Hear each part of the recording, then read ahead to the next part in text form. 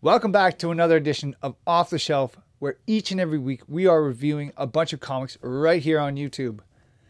We try to keep these as spoiler-free as possible and as kid-friendly. So, with all that out of the way, let's just get going with this.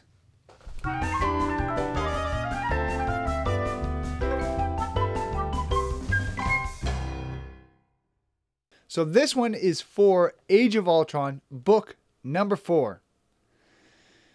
Now, I've said this before on other videos. This book so far has just been slow. And for the most part, I'm stuck with it. I think, this has been pretty good. But does this one pick it up at all? Maybe. Let's find out. All right.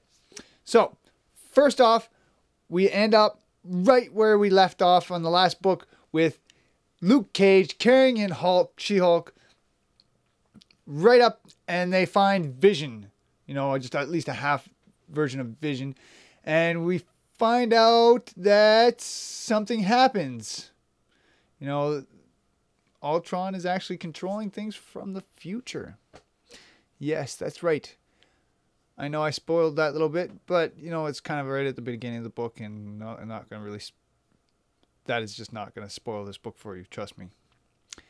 So, yes, Ultron is still in the mix here.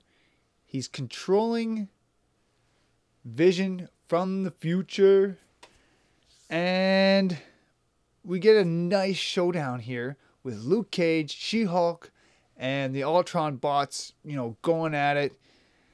And that's where this book starts to fail for me, actually.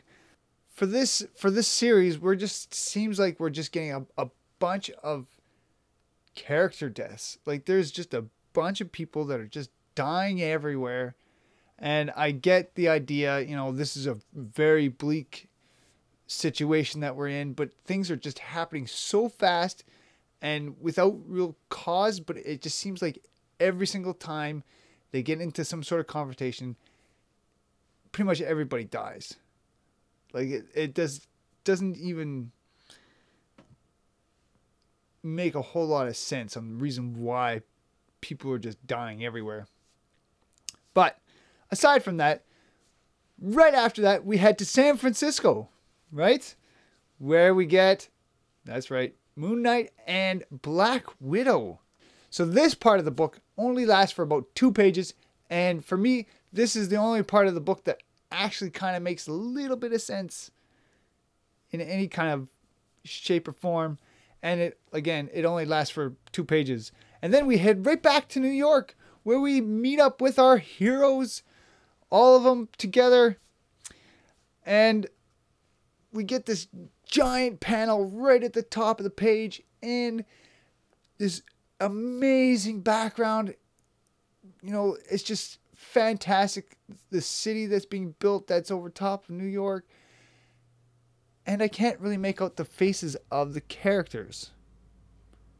I actually have no idea who is who in this group of people that are flying through the sky, and why are they flying through the sky? Is this even possible? I'm not sure. I think that it's Storm that's kind of carrying everybody in the wind, but can she do that? I would think that you would need a tornado or something like that to just throw those people great distances, and maybe the Ultrons would kind of catch on to that kind of a thing. So I don't know. To me, it just didn't really make a whole heck of a lot of sense, and they're pretty visible at that moment. Then we get one of the dumbest things I've heard Tony Stark say yet, and that's right after Peter Parker notices that there's a huge explosion and it looks like a nuclear blast that has just gone off, and Peter Parker's like, "Oh, is that a nuclear blast back there?" And Tony turns around to him and says, "You know what? I have never seen one, but it kind of looks like it." Really? This is Tony Stark. I'm fairly certain that he's been hit by nuclear bombs before. He was an arms dealer at one point, was he not? Like, you would think out of anybody out in this group of people, Tony Stark would be the guy who would know what a nuclear blast would look like. It just, why do you even need to say I've never seen one before? It just made him really not in character for that. And for me, it just kind of threw me off, going, what the, I already going through this whole flying people thing, and then this garbage.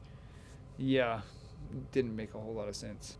There is no way you can convince me in any way, shape, or form that this is still Doc Ock. He cares too much about the people that are around him for him to be Doc Ock. And I don't care if you're telling me that he's just pretending to be this nice guy. Doc Ock is not that nice guy. He doesn't care about anybody else. He's Doc Ock, and he's better than everybody. So why pretend? It doesn't make sense. Again, another point of frustration for me for this book. Let's continue though. So that just lasts 2 pages. I had that whole thing, and I just got that big gripe there, and that was just 2 pages.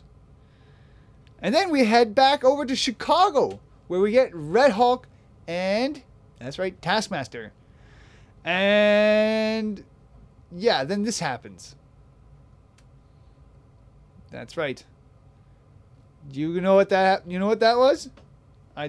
It took me about 15 to 20 minutes to figure out which part of whose body is what and where did everything go there, and who's, like, the whole panel was such a blur and such a mess. I didn't know what was going on, and that was such a shock to me that it didn't make a whole lot of sense on why it was happening. Are you just giving Michael Bendis like this, license to kill everybody? And then Red Hulk jumps away. Right? He just jumps away.